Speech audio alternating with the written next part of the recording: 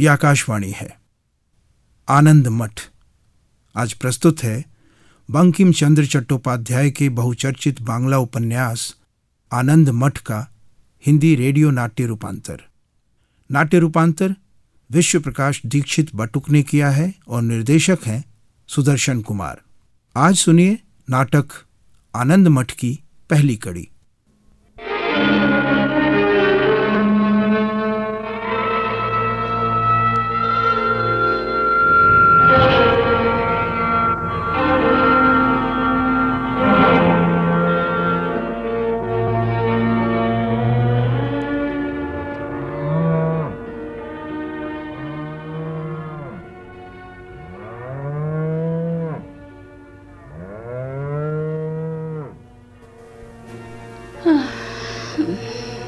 कहाँ चली गई थी कल्याणी?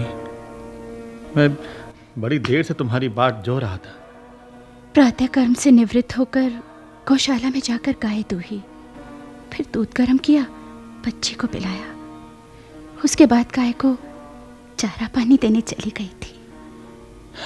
वैसे कब तक चलेगा? जब तक चले मैं चला लूंगी। देख तो रहे हो पूरे बंगाल की दशा। सूखे और अकाल ने कितनी दुर्दशा कर रखी है। और उस पर बुखार, हैजा, तपेदिक और चेचक का आतंक। भिखारियों को भीख तक नहीं मिल पाती। मिलेगी कहाँ से, जब जनसाधारण को ही अन्न का एक दाना तक नसीब नहीं। अब शासन है कि आंखें मूंदे बैठा है। लोग बहू बेटियां बेच रहे हैं।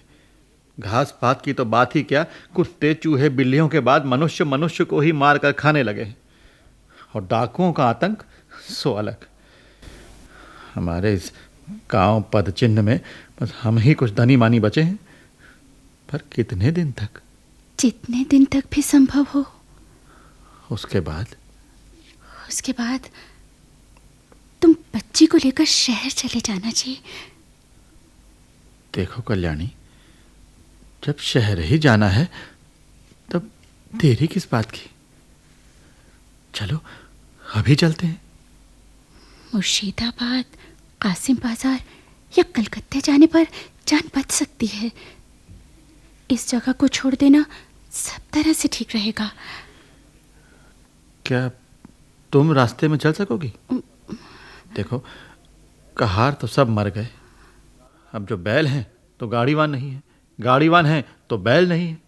मैं चल लूंगी जी, तुम चिंता ना करो। सोच लो, रास्ता बहुत बीहड़ है और कदम कदम पर डाकू लुटेरे घूम रहे हैं। खाली हाथ चलना ठीक ना होगा। अपनी बंदूक, गोली बारूद लिए लेता हूँ। और तुम्हारी गोद में तो ये नन्ही बच्ची भी है। मैंने अपनी रक्षा के लिए पूरा प्रबंध कर लिया है। चलो घर को ताला लगाते हैं, फिर चलते हैं। हाँ चलो आओ।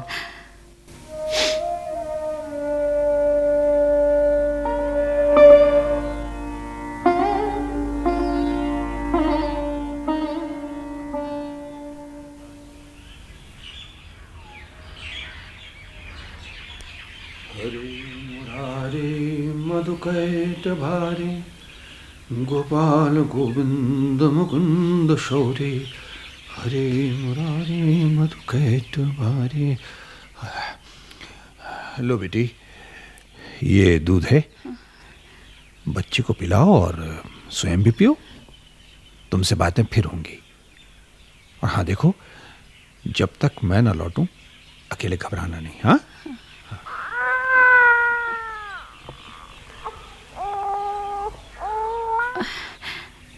ले।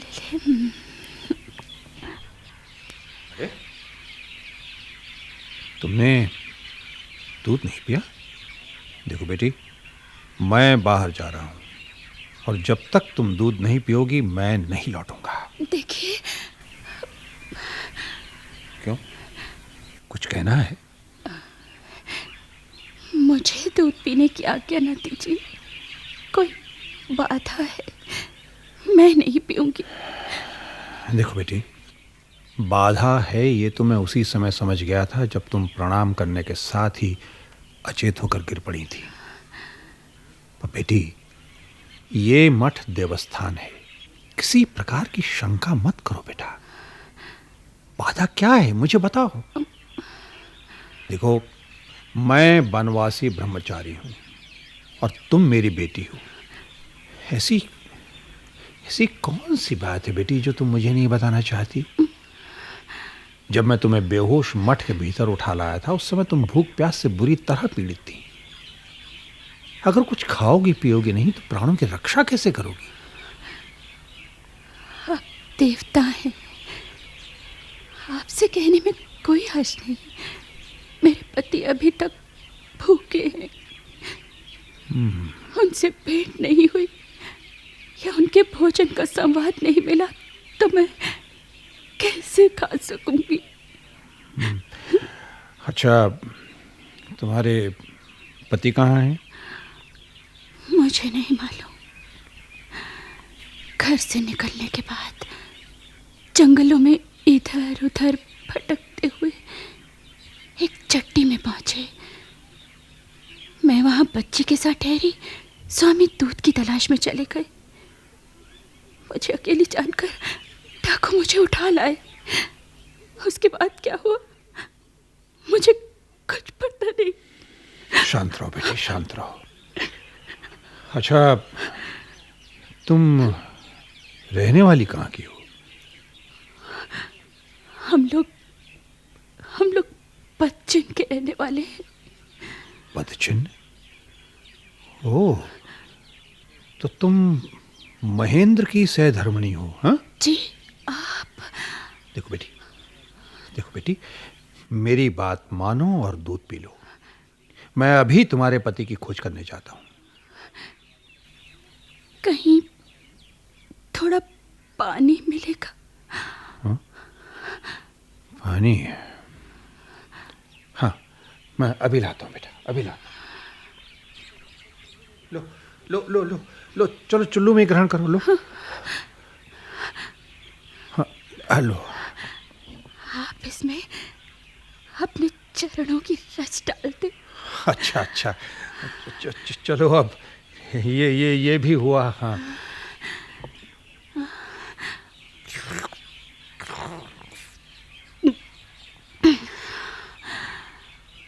आभारी हुई। मैंने अमृत पी लिया। आप मुझसे और कुछ खाने के लिए ना कहिए। पति का समाचार ना मिलने तक मैं कुछ नहीं खाऊंगी। ठीक है बेटा, ठीक है। अच्छा, तुम निर्भय होकर मठ में रहो। मैं तुम्हारे पति की खोज करने जाता हूं, ठीक है?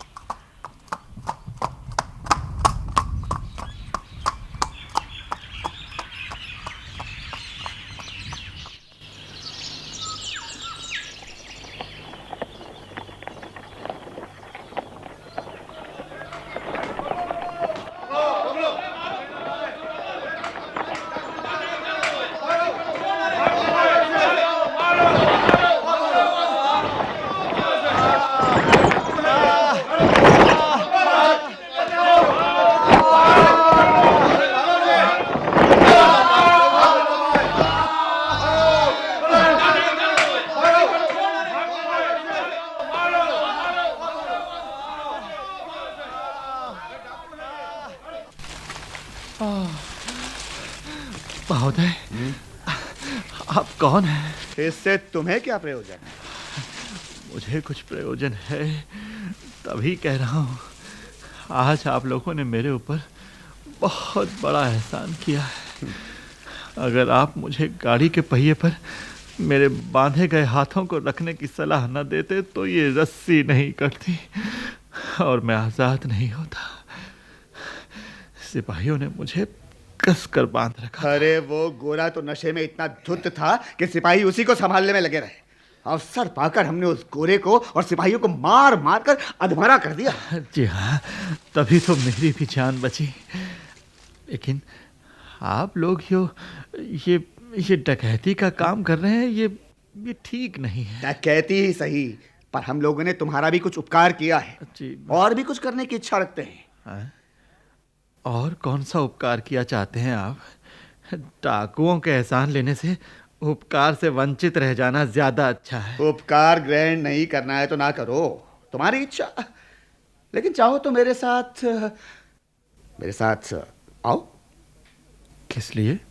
तुम्हारी पत्नी और बच्ची से भेंट कराऊंगा। क्या क्या ये क्या कह रहे हैं आप? हम ठीक कह रहे हैं। पूज्य ब्रह्मचारी जी का आदेश था कि मैं और जीवानंद तुम्हें खोज कर लाएं। क्यों जीवानंद? तुम ठीक कहते हो भवानंद।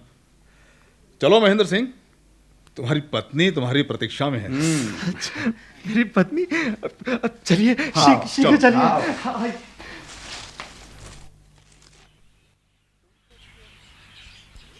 तुम कुछ बोल नहीं रहे हो महेंद्र? अच्छा, तो माँ की स्तुति सुनो। माँ? हाँ, तुम भी गाओ हमारे साथ। वंदे मातरम वंदे मातरम वंदे मातरम वंदे मातरम वंदे मातरम वंदे मातरम वंदे मातरम वंदे मातरम सुजलाम सुफलाम मलयज शीतलाम शस्य श्यामलाम मातरम वंदे वंदे मातरम वंदे सुजलाम सुफलाम मलयज शीतलाम शस्य श्यामलाम मातरम। ये तो देश है, राष्ट्र है, भारत भूमि है, माँ नहीं है। ये कैसी माँ है? हम लोग किसी दूसरी माँ को नहीं जानते। जन्मभूमि मातृभूमि ही हमारी माँ है। जननी जन्मभूमिश्च स्वर्गादपि गरीयसी। हम सभी संतान हैं। हम कहते हैं जन्मभूमि ही माता है। हमारी ना कोई माँ है, ना कोई बाप, ना कोई भाई, ना बंधु, ना पत्नी, ना पुत्र, घर, ना बाहर। तब तुम लोग कौन हो? हम लोग संतान हैं। कैसी संतान? किसकी संतान? माँ की संतान। भला कहीं संतान चोरी डकैती से माँ की आराधना करते हैं? ये कैसी मातृभक्ति है? हम चोरी डकैती नहीं करते। अरे देखते देखते अभी तो सिपाहियों को मारकर बैलगाड़ी लूट ली। हाँ, वो चोरी डकैती थोड़ी है। अच्छा, तुम ही बताओ, किसकी संपत्ति लूटी? शासन की। किस शासन की बात करते हो? हाँ, अरे जो शासन अपनी प्रजा का पालन नहीं करता वो तो खुद डाकू है। तुम लोग किसी दिन सिपाहियों की तोपों से, इसी शासन के सिपाहियों की तोपों से उड़ा दिए जाओगे। बहुत देखे हैं हमने सिपाही। हाँ, पर तुम जैसा कायर नहीं देखा। क्या? महेंद्र, मैं तुम्हें आदमी सा आदमी समझता था, पर आज देख रहा हूं तुम एकदम नपुंसक हो। हाँ? सिपाहियों से भयभीत हो। क्या? ये क्या कहा तुमने? ठीक कहा मैंने। देखो, जो सांप होता है रेंग कर जमीन पर चलता है, उससे नीच जीव मुझे कोई नहीं दिखाई पड़ता, पर उसकी भी पूंछ पर जब पैर पड़ता है ना, तो वो भी फन उठाकर खड़ा हो जाता है। तुम इतना गया बीता समझते हो? अरे जिसे अपने देश की दुर्दशा दिखाई ना दे, दुर्दशाग्रस्त देश को देखकर भी जिसका खून ना खौल उठे, उसे मैं क्या कहूं? तो क्या तुम इन शासकों को देश से निकाल बाहर करोगे? हाँ। पर कैसे? तुम अकेले कैसे कर सकोगे? ना, हम अकेले नहीं हैं। संतानों का एक समूह है। हजारों लोग हमारे साथ हैं। आगे चलकर तुम हमारा बल देखोगे। हम तोप और गोलों से नहीं डरते, हम भागते नहीं हैं। ऐसे गुण आप लोगों में आए कहां से? महेंद्र, गुण कोई आसमान से नहीं टपकते। गुणों के लिए साधना करनी पड़ती है। साधना? आप लोग क्या साधना करते हैं? देश को स्वाधीन बनाने का व्रत ही हमारी साधना है। हमारे गेरुए वस्त्रों पर मत जाओ। हम अभी सन्यासी हैं, पर व्रत पूरा होते ही हम गृहस्थ बनेंगे। हमारे भी बाल बच्चे हैं। तुम कहो, क्या तुम संतान बनोगे? पत्नी और कन्या का समाचार पाए बिना मैं कुछ नहीं कह सकता। अच्छा, चलो अपनी पत्नी और कन्या से मिलो। आओ। चलो। वंदे मातरम वंदे मातरम वंदे मातरम वंदे मातरम वंदे मातरम वंदे मातरम वंदे मातरम वंदे मातरम सुजलाम सुफलाम मलयज शीतलाम शस्य श्यामलाम मातरम वंदे वंदे मातरम वंदे मातरम। सुनो, वंदे मातरम। यदि पत्नी और कन्या का त्याग न करना पड़े तो मुझे भी ये व्रत दे दो। महेंद्र, जो ये व्रत ग्रहण करता है उसे बाल बच्चे छोड़ने पड़ते हैं। यदि तुम ये व्रत ग्रहण करना चाहते हो तो पत्नी और कन्या को भूल जाओ। उनकी रक्षा का उचित प्रबंध है, पर व्रत की सफलता तक उनका मुख देखना मना है। तो फिर मैं ये व्रत ग्रहण नहीं करूंगा। जैसी तुम्हारी इच्छा। वंदे मातरम वंदे मातरम वंदे मातरम वंदे मातरम वंदे मातरम वंदे मातरम वंदे मातरम।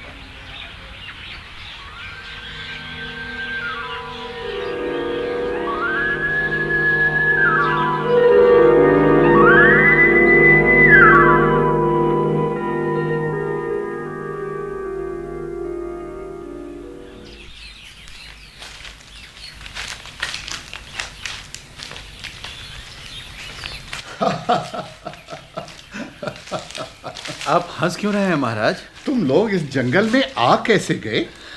जैसे भी बना आ गए। आ गए तो फिर निकल क्यों नहीं पा रहे हो? आओ मेरे साथ, आओ, मैं रास्ता दिखाता हूं। तुम लोग अवश्य किसी सन्यासी के साथ यहाँ आए होगे, नहीं तो इस मठ में कोई आ जा नहीं सकता। महाराज, क्या आप संतान हैं? हाँ, मैं भी संतान हूं। मेरे साथ आओ, तुमको रास्ता बताने के लिए ही मैं यहाँ खड़ा हूं। महाराज, आपका नाम क्या है? मेरा नाम धीरानंद गोस्वामी है। आओ, मेरे पीछे पीछे चले आओ। जी।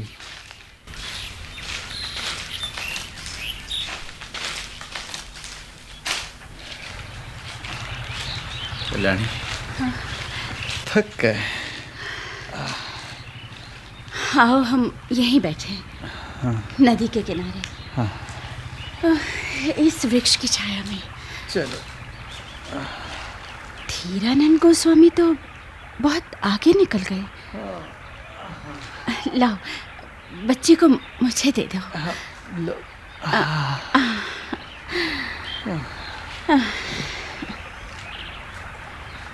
सुनो, मैं तुम्हें आज बहुत ही दुखी देख रही हूँ। विपत्ति से तो उद्धार हो गया, फिर ये विषाद क्यों? कल्याणी, अब मैं अपना नहीं रहा। क्या करूं, समझ में नहीं आता। स्वप्न में जो मैंने देखा वो तुम्हें बता दिया, और जो तुमने देखा वो तुमने मुझे सुना दिया। स्वप्न में देवता ने तुमसे जहाँ जाने के लिए कहा, तुम वहीं जाओ। और तुम कहाँ जाओगी? मैं भी वहीं जाऊंगी जहाँ देवताओं ने मुझे जाने को कहा है। क्या? कहाँ? किस प्रकार जाओगी? ये देखो। ये ये ये, ये क्या तुम जहर खाओगी? हाँ, घर से चलते समय यही तो मैंने अपनी सुरक्षा के लिए साथ ले लिया था। सोचा था कि समय आने पर खाऊंगी, परंतु क्या कल्याणी? परंतु तुम्हें और इस बच्ची को छोड़कर वैकुंठ जाने को भी मेरा मन नहीं कहता। लो, मैं नहीं खाऊंगी जहर। डिबिया को रखे देती हूँ यहाँ।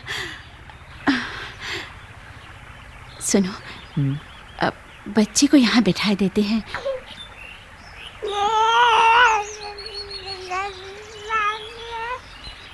चलो, हम दोनों नदी में स्नान कराएं। चलो।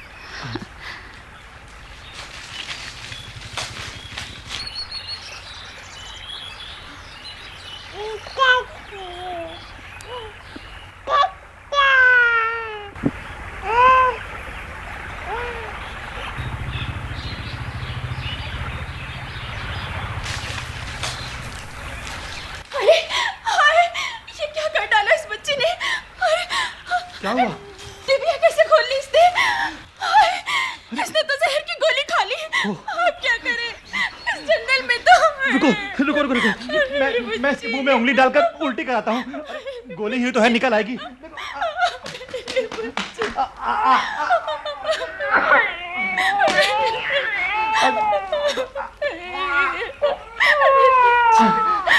ये देखो, ये तो मैंने इसके मुंह से निकाल दी। गोली तो निकल गई, पर उसका असर तो हो गया। देखो देखो, मेरी बच्ची एकदम निढाल हो गई। लगता है ये नहीं बचेगी, नहीं बचेगी। तो अब मैं भी जीकर क्या करूंगी? कल्याणी, अरे ये तुमने क्या किया कल्याणी? ये तुमने क्या किया?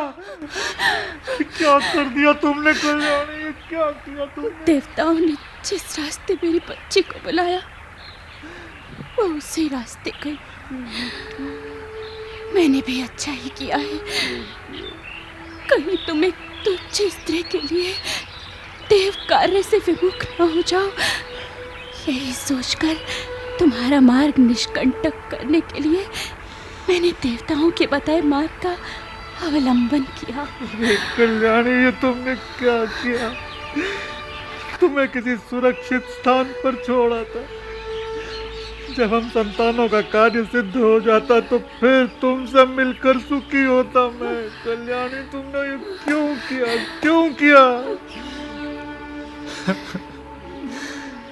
जिस हाथ की शक्ति से मैं तलवार पकड़ता, तुमने तो वही हाथ काट डाला कल्याणी। तुम्हारे बिना मैं क्या हूँ कल्याणी? मैं क्या हूँ? क्या हूँ? मुझे कहाँ ले जाते? माँ बाप, भाई बहन, सखा मित्र, सभी इस भयंकर विपत्ति में सहा हो चुके हैं। कल्याणी, मैंने जो किया अच्छा ही है। नहीं, मुझे आशीर्वाद दो कि मैं उस प्रकाश लोक में जाकर फिर से तुम्हारा दर्शन पाऊं। कल्याणी, क्यों ऐसा क्यों? भला देवताओं की इच्छाओं का कौन उल्लंघन कर सकता था?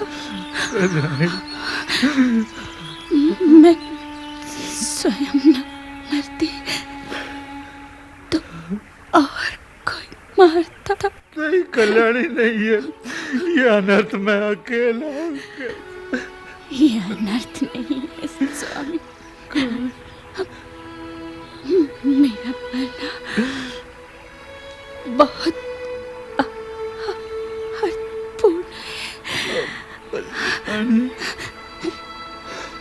तुमने जो व्रत ग्रहण किया है, मन वचन कर्म से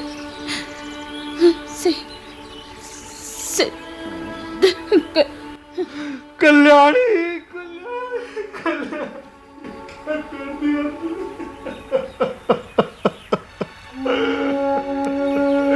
ये क्या कर दिया तुमने? क्यों क्यों क्यों?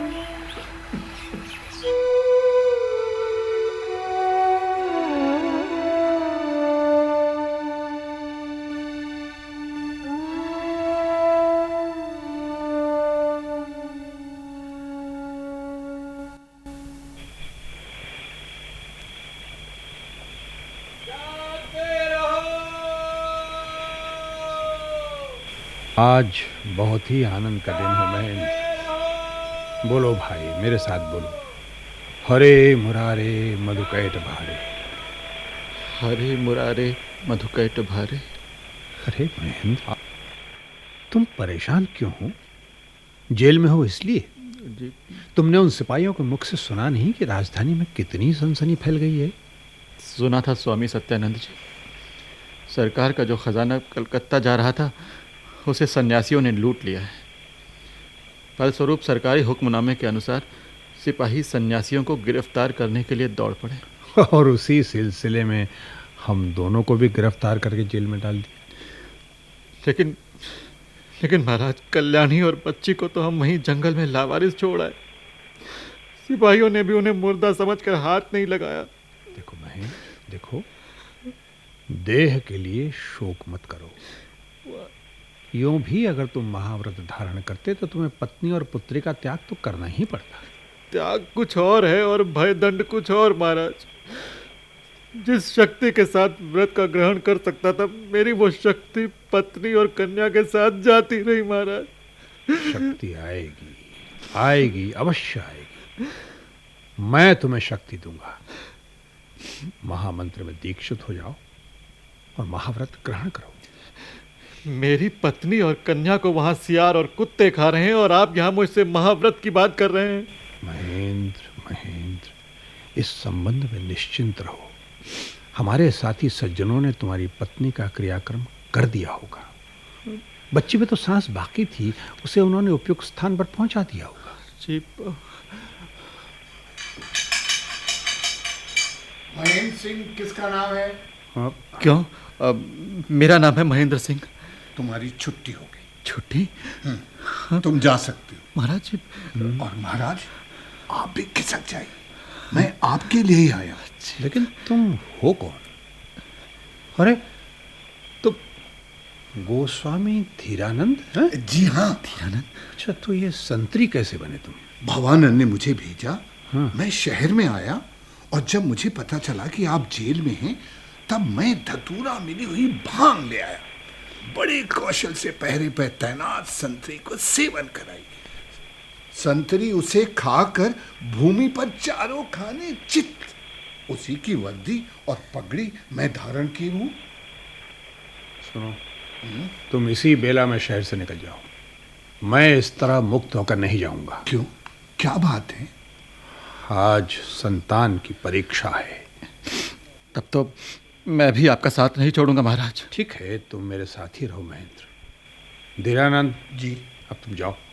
जैसी आज्ञा।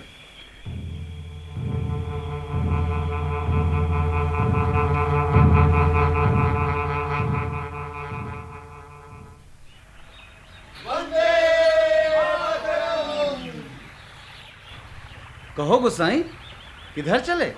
मुझसे क्या पूछते हो? तुम बताओ, तुम किधर चले? तुम तो जानते ही हो, संतानों की सेना तैयार करना ही मेरा काम है। मैं उन्हें एकत्र करने जा रहा हूँ। अब किधर धावा बोलना है? तुम तो जानते ही हो, ब्रह्मचारी सत्यानंद और महेंद्र दोनों ही जेल में हैं। उन्हें जेल से निकालना है। क्या, अकेले? अकेले क्यों? संतान समुदाय को अस्त्र शस्त्रों से लैस होकर तैयार रहने को कह दिया है। मैं भी सबको इकट्ठा कर उधर जाऊंगा। बस भवानंद का इंतजार है। भवानंद को तो मैंने सिपाही के वेश में देखा था कुछ देर पहले। किधर? वो एक घोड़े पर सवार थे और उनके आगे अर्धचेतन अवस्था में एक स्त्री औंधे मुंह घोड़े से लटकते हुई जा रही थी। तुमने कैसे जाना कि वे भवानंद गोसाई थे? एक संतान दूसरी संतान को देखकर जो संकेत करती है, वही संकेत उन्होंने किया और घोड़े को सरपट दौड़ा कर ले गए। लेकिन वह स्त्री कौन हो सकती है? होगी कोई जालिम सिपाहियों की शिकार। गुसाई भवानंद उसे उनके चुंगल से छुड़ाकर उसे मठ ले गए होंगे। लो देखो, आगे संतानों की सेना, आगे आगे ज्ञानानंद।